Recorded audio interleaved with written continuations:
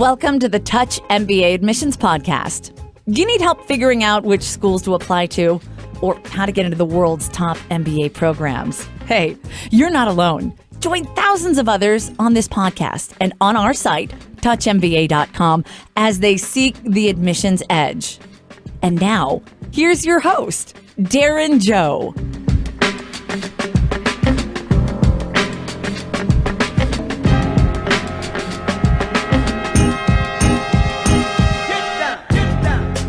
What's up, guys? It's Darren from Touch MBA. What's going on? Hope you're doing great. This week, we're going to do a short, quick, rapid fire type application episode. I haven't done one of these in a while. This week, we're going to talk about the 3 Ps to show accomplishment. The 3 Ps. What are those Ps? We'll find out soon. Before we jump into this episode, remember that you can get free school selection help at touchmba.com. We believe that which schools you apply to is just as important as the application you submit. So if you're having trouble figuring out your shortlist, go ahead over to touchmba.com and we'd love to help you out there for free.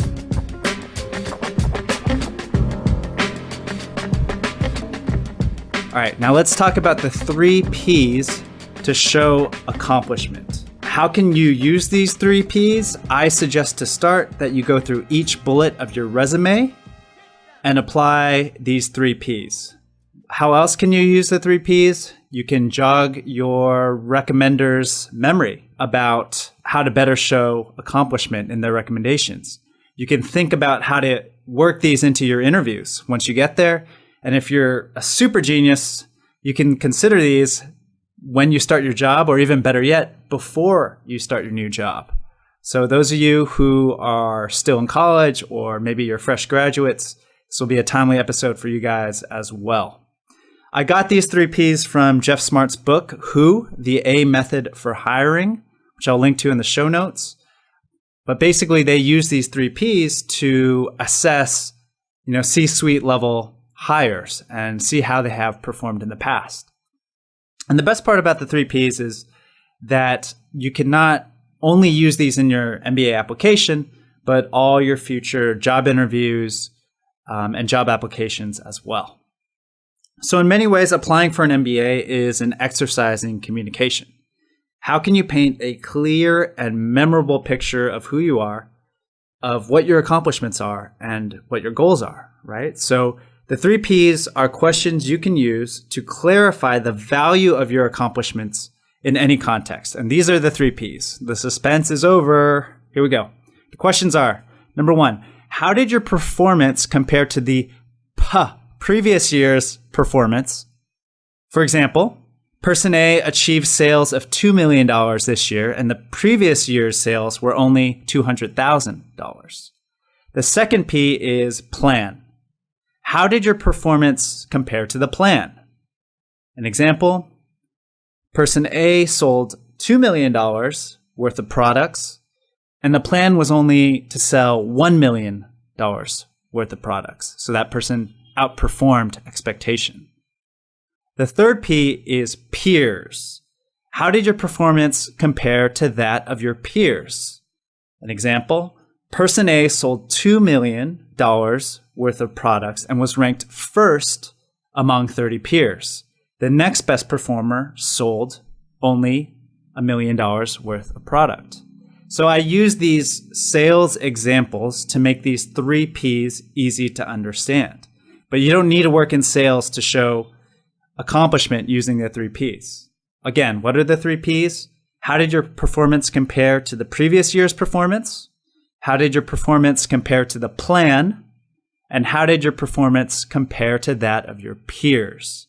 And if you go through each bullet of your resume and try to apply the 3 Ps, your accomplishments will be much more easier to grasp, much more clear for admissions readers. What are some non-salesy examples of how you can do this? For the first P, how did your performance compare to the previous year's performance? Maybe you were appointed a team leader this year, so you had more responsibility over people.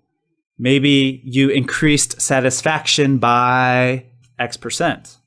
Maybe you drove participation by X%, or maybe you executed over X projects. Any way that you can show a rate of change or a rate of performance better than the previous year's performance is great. Probably the most typical word you'll hear here is year on year, right? We had 40% client growth year on year. How can you make your bullets more compelling by comparing them to how you performed last year, or how your predecessor performed last year, or how your company performed last year? Okay, some more examples for the second P. How did your performance compare to the plan?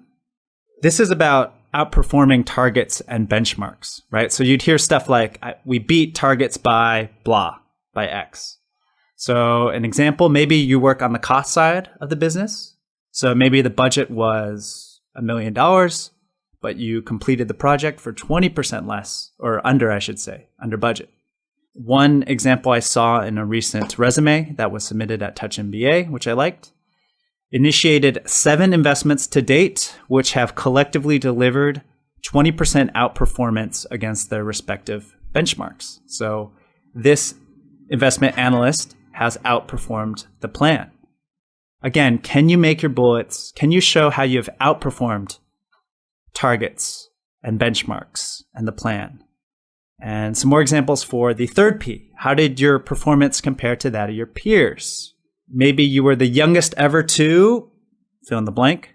You were fast track promoted ahead of schedule compared to blank. Maybe you were the best performer out of your 5 salespeople or your 5 developers. Clarify those awards, right? Don't just say, I won this award. Say why you were awarded that award, and better yet, how that compared to your peers. Or maybe you supported 14 clients and that was double that of your other peers. Okay, so there's some more examples there talking outside of strictly sales. So again, previous year's performance, plan, peers. Those are your 3 Ps to show accomplishment. Now here's a little bonus sneak in to the accomplishment episode. What are the 3 Ps of leadership? In my opinion, you can show leadership by saying how you're responsible for people, projects, and P&L. P&L being profit and loss.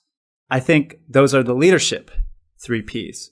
So if you really want to make some magic happen here with your accomplishments, match the accomplishment 3 Ps with the leadership 3 Ps. And then you can really write some standout bullets on your resume. Now, of course, you're not going to be able to do this all the time, right?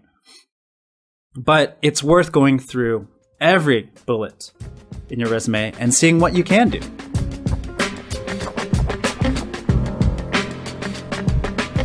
So what I'm going to do now is go through some examples from recent Touch MBA submissions. And let me just say that the level of applicants, you guys, coming to Touch MBA is just incredible. I mean, it's really amazing. Like if a business school got the level of candidates that were just coming to our site for help, they'd be super happy. So kudos to you guys, really doing amazing work. So one way the leadership 3 Ps come across in your resume is when you describe your companies.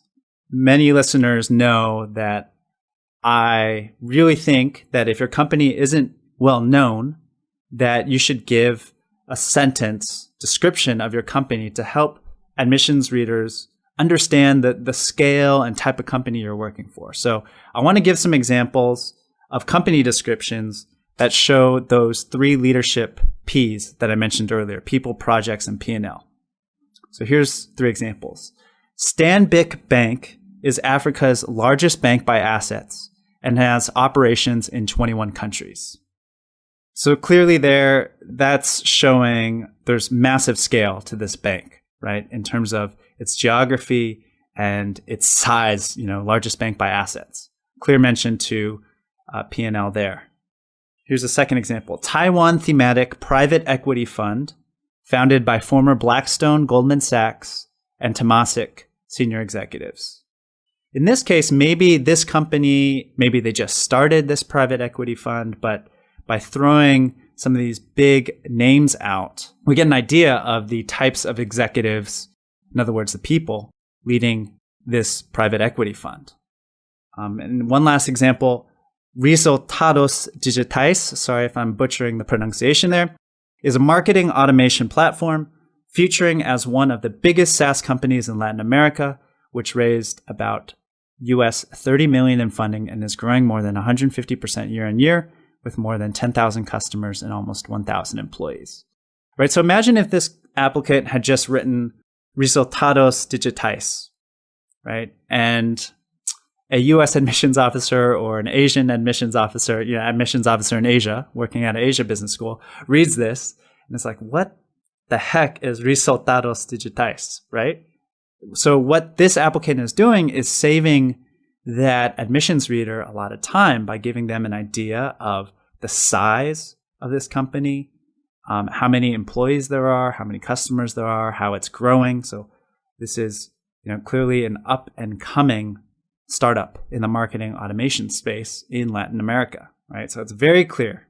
So I hope those three examples show the leadership 3 Ps, responsibility for people, projects, and P&L. So now let's go through some job descriptions. And these are all from Touch MBA listeners. And let's see how we can make them better. So when I read these out, think about, again, the 3 Ps of accomplishment. How did your performance compare to the previous year's performance? How did your performance compare to the plan? How did your performance compare to that of your peers? And see how we can make these better. Let's start with this one. Okay.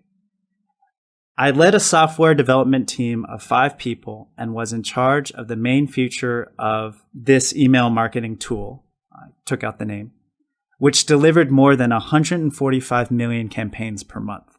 Okay, that's already quite impressive. This applicant is leading a software team of 5 people. She's in charge of the main features of this email marketing tool, and she's delivering a huge amount of emails per month. Now, how could she compare this to the previous year? Like maybe she sent double the amount of campaigns this year per month than last year, right? How could she compare this to the plan or the performance of her peers? Maybe she's the youngest software development team lead in the company, for example. Let's go to another job description. Primary analyst responsible for 96 properties comprised of over 19 million square feet of real estate, not including an additional 3 million square feet in development. These properties generate over 150 million in annual net operating income. Wow. Okay. So that's already very impressive. And this applicant has brought in a lot of those leadership 3 Ps that I mentioned, right? In terms of some profit and loss numbers and some project numbers. Now, how can this applicant show even more accomplishment? Maybe that net operating income figure is a lot higher than last year. Maybe that number of properties that analyst is covering is a third higher than the other analysts on the team. Maybe the plan was for this analyst to cover 75 properties, but she was able to cover 20 more properties than she was expected to.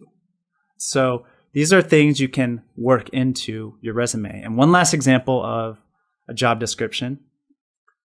This applicant was on the Naval Air Station Fall-On Search and Rescue Team, or SAR team. And as a SAR mission commander, he qualified early and flew over 800 hours in challenging high-altitude conditions. He personally led 8 SAR missions, resulting in 6 lives saved, earning the Navy's prestigious Commendation Medal for meritorious service. I mean, wow. I think anytime you can say you saved lives, that's just amazing. But how can this super impressive accomplishment be even better? So this applicant says he qualified early. What does that mean? What does qualifying early mean? Did he qualify? I don't know, right? Maybe he finished the curriculum a year ahead of time, or maybe he, I don't know, was just so good at what he did that they threw him into the role early. I don't know what qualified early means, right? And he flew over 800 hours in challenging high altitude conditions. Is 800 hours standard? Is that more than normal? Is that more than the previous year? Is that more than the plan, right? And being awarded this prestigious commendation medal for service how else can he explain what that medal was about? I mean, I don't know if many people get that medal every year.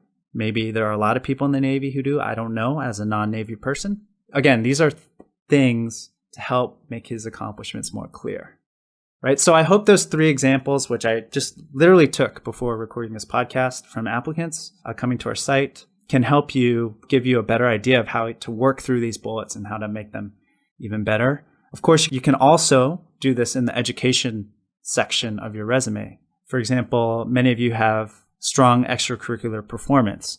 So here's one example. Organized career fair at Unicamp with over 9,000 students and 45 participating companies. Now that's already impressive, but again, how can we compare that to the previous year? How can we compare that to her peers? And how can we compare that to the plan? Maybe that was double the students they expected to come to this career fair. Same thing with the number of companies. Or maybe this was, 30% bigger than last year's camp.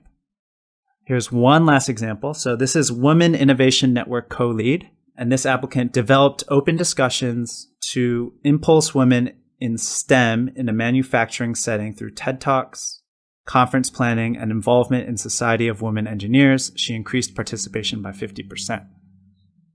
Sounds great. Increased participation by 50% compared to what?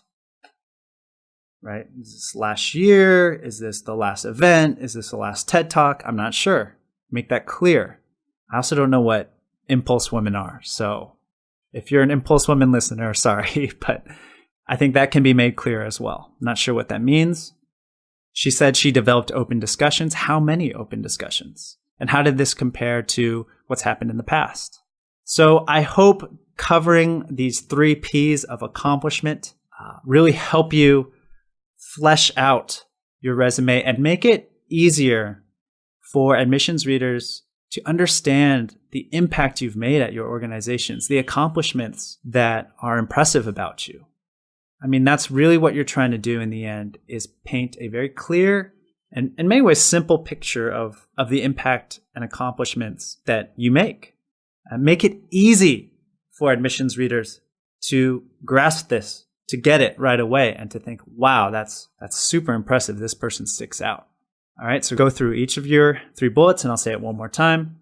How did your performance compare to the previous year's performance? How did your performance compare to the plan? How did your performance compare to that of your peers? Those are the 3 P's of accomplishment. And even better, when you match them to the 3 P's of leadership. Bonus for this episode. How do those 3 P's match up to the 3 leadership P's of people, projects, and P&L? If you can match those together, you can create some really powerful bullets in your CV, get yourself recognized and remembered by the admissions officers, and then they'll want to bring you in for the interview where you can use these 3 P's again. Never stops. All right, guys, I hope you found this short application tip episode helpful. If this podcast has helped you, please give us a positive review on iTunes.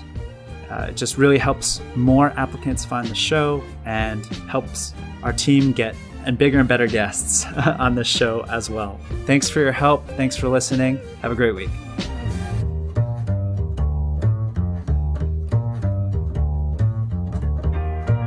Thanks for listening to the Touch MBA podcast. Don't be shy. We have a mailing list. Go to touchmba.com and get yourself signed up. And we'll keep you posted with the best tips and insider interviews on how to get into your #1 school. You can also find us on Twitter and Facebook at Touch MBA. See you soon.